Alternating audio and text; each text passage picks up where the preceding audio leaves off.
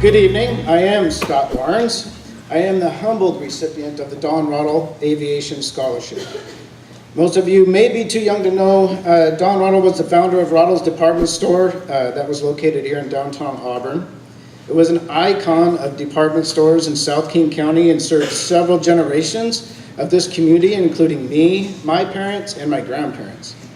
I'm grateful for the Roddle's family generosity, and I want to thank Jim, John, and his wife, Dawn's sons, for being here this evening. I've been a full-time student since summer quarter 2015, the professional pilot program. I'm also a master sergeant in the United States Air Force Reserves, a full-time real estate broker, a golfer, a drummer, a second baseman for my baseball team, and a dad to 4 kids. I'm proud to say that I'll have earned my associate's degree at the end of this quarter. Woo-hoo!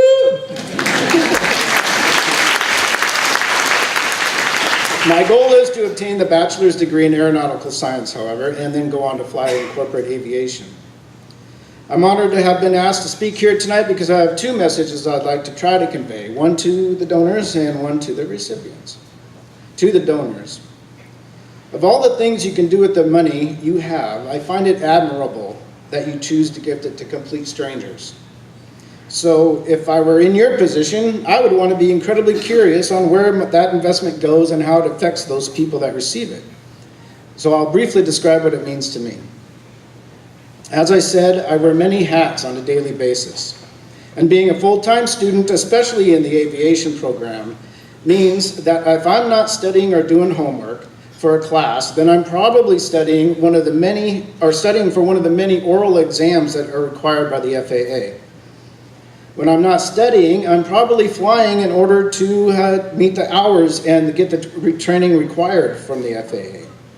If I'm not flying or doing my homework, I have to be selling homes so I can afford to fly and do my homework. What the scholarship does for me is it allows me to concentrate just a little bit more on that flying and that homework and that studying. It takes a little bit of pressure off and takes a little bit less time that I'll have to sell that next home. And to add to that, the scholarship is allowing me to graduate with just a little bit less debt. Furthermore, you're not just donating to the young millennials of the last few graduating high school classes.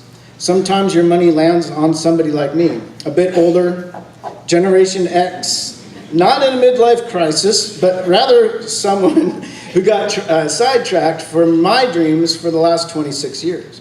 Then I realized that what I was doing for the last 26 years wasn't at all what I was supposed to be doing, and decided to make a change and go after the dream of becoming a pilot.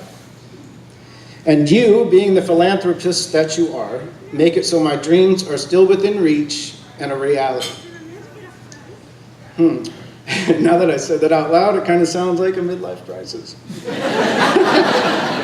Yeah, so I applaud you and your efforts to keep those dreams alive, and I anxiously await the day that I can give back in such a generous manner as all of you. Thank you.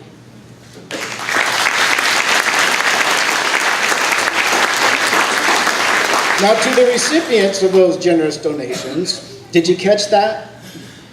I was deterred for 26 years from doing what I really wanted to do. I truly love to fly. Being able to manipulate a man-made machine that can soar thousands of feet above the earth is absolutely amazing feeling. I get so excited about flying that every time just before I take off, my knees start to shake. I'm just anxious to get up there. But many years ago, one decision I made set up the domino effect that ultimately changed the direction of my life. I focused on the money and the path of least resistance instead of what would have been made more a fulfilling career choice.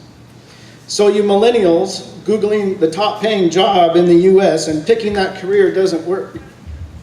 If the internet was around the beginning of my adult life, that's exactly probably what I would have done.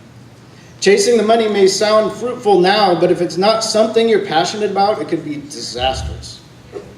So I'm standing in front of you tonight, but, excuse me, lost my place there.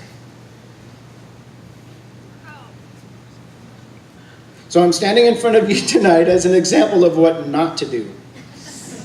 I'm here to tell you that once you start down the road of life in your chosen career, the older you get, it becomes extremely difficult to change that path. Life gets in the way, and your momentum wants to keep you on the path that you've created. The majority of you are young enough that the momentum really hasn't been established. So I plead with you today, so I plead with you to dig deep into your intuition and imaginations, check yourself to see if the choices you are making today are truly the ones that can make you happy for the next 10, 20, 30 years. Do you truly have a passion for the path you're about to embark on that will sustain your happiness for the rest of your adult life? If not, then making that change now will be so much easier than when you're my age, and the momentum becomes a force you'll have to redirect. So let my life be a lesson you don't have to endure. Lastly, and I'll emphasize what George was saying, please make something with the opportunity that has been given to you.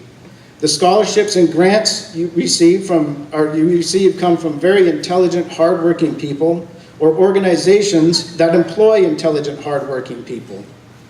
Make it part of your life goal to be able to give as they have, give back to the community that supports you, and be a pillar of that community and make it better. Thank you for listening.